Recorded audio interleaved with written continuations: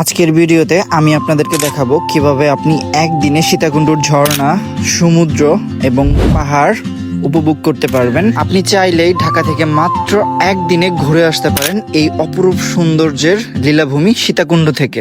আপনি যদি ঢাকা থেকে বাসে করে আসেন তাহলে বাস স্ট্যান্ডের ঠিক অপোজিটে পেয়ে যাবেন সিএনজি স্টেশন। এখানে সিএনজি ভাড়া জনপ্রতি 20 টাকা দিয়ে চলে আসবেন ইকো পার্কে। তো এই ইকো পার্কে প্রবেশ করলাম। ইকো পার্কের মেন গেট থেকে একটু সামনে হেঁটে যাইতে হবে, তারপরে আমরা দেখতে পারবো সুপ্তধারা ঝর্ণা। আমার সাথেই থাকুন। ইকো পার্কের গেট থেকে আপনি মেন গেট পর্যন্ত চাইলে 5 মিনিট হেঁটেও যেতে পারেন অথবা সিএনজি করেও যেতে পারেন। আমার যেহেতু সময় কম তাই আমি সিএনজি করেই যাই। ইকো পার্কের মেন গেটের সামনে এরকম আপনি কয়েকটা রেস্টুরেন্ট এবং হোটেল দেখতে পারবেন। চাইলে আপনি এখানে দুপুরের খাবারও খেয়ে নিতে পারেন। ইকো পার্কের এন্ট্রি ফি মাত্র জনপ্রতি 50 টাকা। প্রথম আমি পাহাড়ে উঠতেছি একা একা। আমরা যাচ্ছি এখন সুপ্তধারা ঝর্ণার কাছে। এখান থেকে প্রায় 1 ঘন্টার মতো হাঁটতে হবে, মানে ইকো পার্কের মেন গেট থেকে। তো একা একা জঙ্গলের মধ্যে দিয়ে হাঁটাটা খুবই বোরিং লাগতেছে সত্যি কথা বলতে, আবার এক্সাইটেডও, কারণ জীবনের প্রথম একা একা ঝর্ণা দেখতে যাবো আর কি।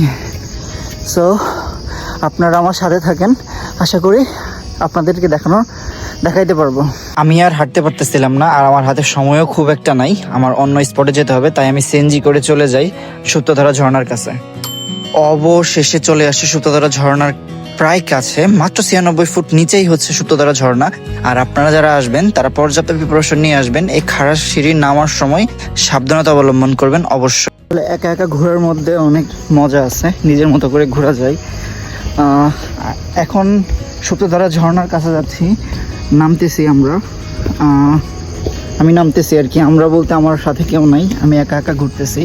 আজকে আপনাদেরকে দেখাবো সুপ্তধারা ঝর্ণা, সহস্র ঝর্ণা এবং আরও অন্য যারা ভ্রমণ সীতাকুণ্ডের সব থেকে দর্শনীয় যে স্থানগুলো আছে সেগুলো আপনাদেরকে ঘুরে ঘুরে দেখানোর চেষ্টা করব। আশা করি আপনাদের সবার ভালো লাগবে। ভিডিওটা না টেনে সম্পূর্ণ নামতে আমি ঝর্ণার আওয়াজটা পাচ্ছি, আমার কাছে এত ভালো লাগতেছে, মানে যেটা আপনাদেরকে আমি বলে প্রকাশ করতে পারবো না। 1 ঘন্টা হাঁটার পর যখন আপনি এই দৃশ্যটা চোখের সামনে দেখতে পারবেন, সত্যি মনটা জুড়িয়ে যাবে আপনার। সকল কষ্ট মনে হয় যে এরকম ঝর্ণার পানিতেই মিশে যাবে।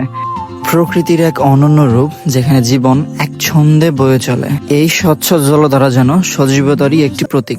পাহাড় থেকে আসা ঝর্ণার পানিতে পা ভেজানোর পর সব ক্লান্তি যেন এক নিমিষেই দূর হয়ে যায়। প্রথম আসার খাইলাম, সবকিছু ভিজাই ফেলছি, জুতা টোকা টি-শার্ট। আর পাশে সবুজ যেন এক মায়াবী চাদর, যা এই ঝর্ণার সৌন্দর্যকে কয়েক গুণ বাড়িয়ে তোলে। এখানে এলে মন শান্ত হবে এবং সব ক্লান্তি দূর হয়ে যাবে। সত্যি বলতে আমার এই ঝর্ণার পাশে থেকে যাইতে মন চাচ্ছিল না। আমার মন চাচ্ছিল যে আমি আরো কয়েক ঘন্টা এখানে থাকি। এই সুন্দর ঝর্ণা মনে হয় সারাদিন তাকিয়ে থাকলেও এর সৌন্দর্য শেষ হবে না, ফুরাবে না। আমি পর্যাপ্ত প্রিপারেশন না নিয়ে যাওয়াতে এখানে আমি গোসল করতে পারি নাই, এটা আমার একটা আফসোস থেকে যাবে। আপনারা চেষ্টা করবেন বৃষ্টি হওয়ার 2 থেকে 3 দিন পর ঝর্ণার কাছে আসার, তাহলে এইরকম পর্যাপ্ত পরিমাণের পানি আপনারা পাবেন। আপনারা অবশ্যই গোসল করার জন্য পর্যাপ্ত প্রিপারেশন নিয়ে আসবেন, আমার মতো বোকামি করবেন না। এখন আমরা যাচ্ছি আমাদের সেকেন্ড ডেস্টিনেশন গুলিয়াখালী সমুদ্র সৈকতে। এখানে বাস স্ট্যান্ড থেকে সিঁড়ি দিয়ে নিচে নামলেই এই সিএনজি স্টেশনটি পেয়ে যাবেন। এখানে জনপ্রতি মাত্র 40 টাকা দিয়ে গুলিয়াখালী সি বিচে চলে আসবে। আপনারা অবশ্যই আসার সময় খেয়াল রাখবেন যে জোয়ার চলতেছে কিনা। জোয়ার চললে আপনাকে কাদা পায়ে হেঁটে যেতে হবে, আর জোয়ার না চললে আপনি কাদা ছাড়াও হেঁটে যেতে পারবেন। আমি যেহেতু জোয়ারের সময় গেছি সেক্ষেত্রে আমার জুতা খুলে কাদা পায়ে যেতে হচ্ছে। এক পাশে দেখা যাচ্ছে পাহাড় এবং অন্য পাশে সমুদ্র।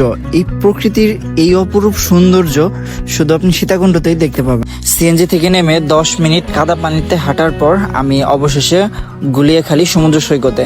গুলিয়াখালী সমুদ্র সৈকতকে নিয়ে নতুন করে বলার কিছু নেই। এই সমুদ্র সৈকতটা অপরূপ সৌন্দর্য। এই সমুদ্র সৈকতে যেমন আপনি পেয়ে যাবেন বন জঙ্গল, তেমনি সাথে পেয়ে যাবেন সমুদ্র সৈকত। মানে সমুদ্র সৈকতও থাকছে, সাথে বনও থাকছে, একের মধ্যে 2 পেয়ে যাবেন শুধুমাত্র গুলিয়াখালী সমুদ্র সৈকতে আসলেই। এখন প্রায় সন্ধ্যা, আপনারা যারা আসবেন চেষ্টা করবেন একটু সময় নিয়ে আসার জন্য, তাহলে এই গুলিয়াখালী সমুদ্র সৈকতের আরো সুন্দর সুন্দর ভিউ আপনারা উপভোগ করতে পারবেন। একদিকে দিগন্ত জলরাশি, অন্যদিকে রয়েছে কেওড়া বন, যা এই সমুদ্র সৈকতকে করেছে অনন্য। সীতাকুণ্ড বাজার থেকে মাত্র 5 কিলোমিটার দূরে এই গোয়ালিখালী সি বিচ, যার কারণে যাওয়া আসা খুবই সহজ। আপনি এখানে এসে ঘুরে চাইলে অন্য সি বিচও ঘুরে দেখতে পারেন। পাশে বাঁশখালী সি বিচ রয়েছে, আর অন্যান্য দর্শনীয় স্থানও আপনি ঘুরে দেখতে পারেন, যার কারণে এই সি বিচটা খুবই জনপ্রিয়।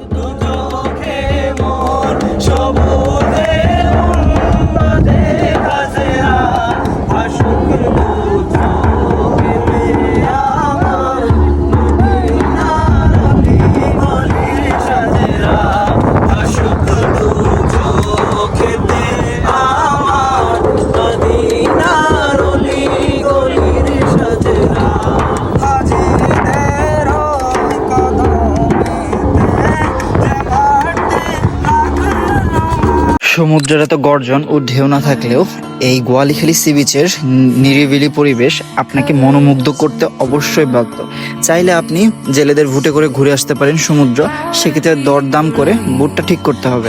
পরিশেষে শুধু একটা কথাই বলতে চাই যে সীতাকুণ্ডের এই অপরূপ সৌন্দর্য মাত্র একদিনে একটা ব্লগে শেষ করা সম্ভব নয়। আপনারা অবশ্যই সময় নিয়ে আসবেন।